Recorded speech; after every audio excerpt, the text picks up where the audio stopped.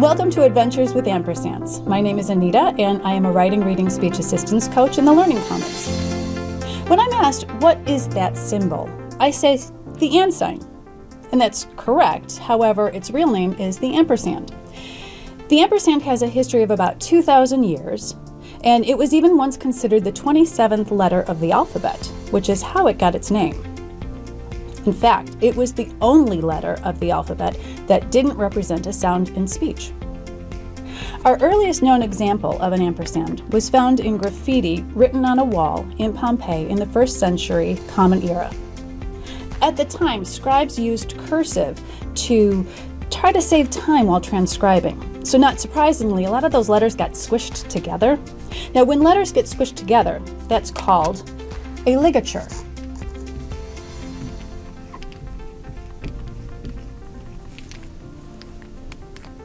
The nice thing about ligatures is that they make things easier to read.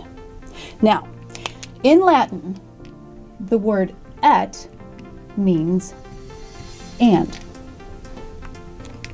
So when you're writing et in cursive, those letters can get squished together. And that's how we get the ligature for ampersands. Our first example looked a lot like this. You can see the E and the T there. Now, fast forward up to the 18th century. The ligature for and was included in the English alphabet. The phrase per se means something all by itself. Now, for example, if you were to ask me to spell I love you, I would say per se and, or per se I, L-O-V-E-Y-O-U. And that tells the listener that I know and they know that the word I only has one letter in it. So, students reciting the alphabet would finish with X, Y, Z, and per se, and. As a student, you know that you'd probably mumble or slur or race through that phrase. And so eventually, and per se and got smushed together into the word, the Mondegreen,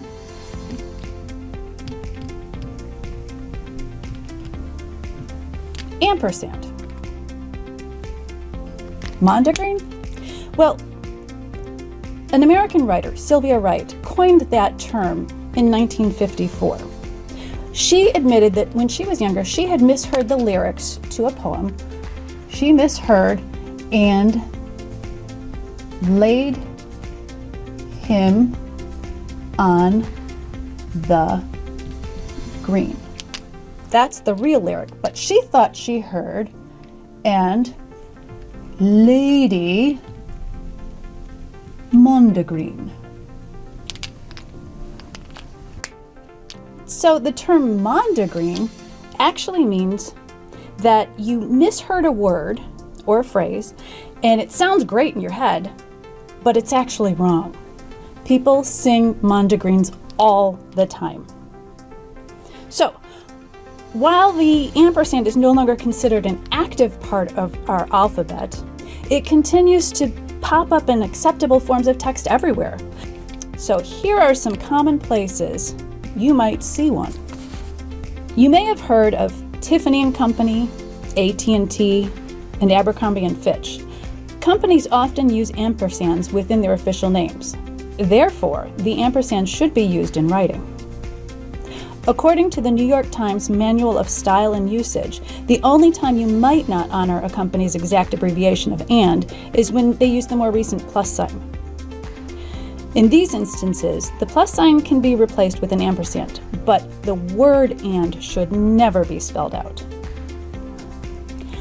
Academic writing also uses ampersands. We definitely use them in APA references. Certain paired words can be abbreviated and then related with an ampersand. Those certain abbreviations that everyone seems to agree on that take the ampersand can be things like R&B for rhythm and blues, question and answers, rest and relaxation, bed and breakfast, research and development. If you aren't sure whether an abbreviation takes an ampersand, you can usually look it up online. Just be sure to use credible sources. Ampersands can also be used to establish relationships between objects in a list.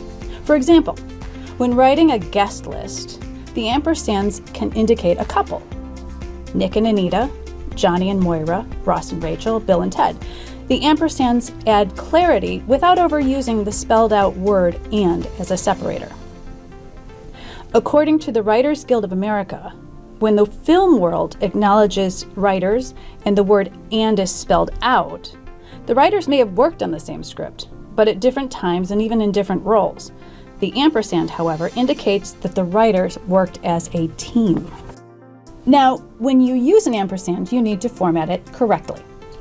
Most of the time,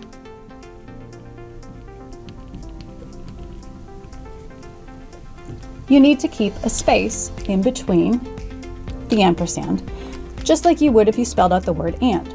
However, if you use an abbreviation, you don't need a space. Additionally, the Chicago Manual of Style states that when a company consists of a series of names and an ampersand, a comma should not precede the ampersand.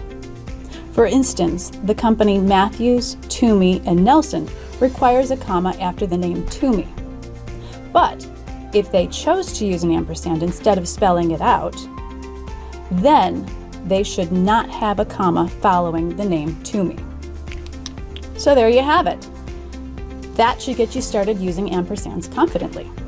The ligature for "and" has been around for millennia, and the Mondegreens ampersand has been in use for over 300 years. While language and its requirements change all the time, the ampersand has persevered. And now you probably agree with me that ampersands are awesome.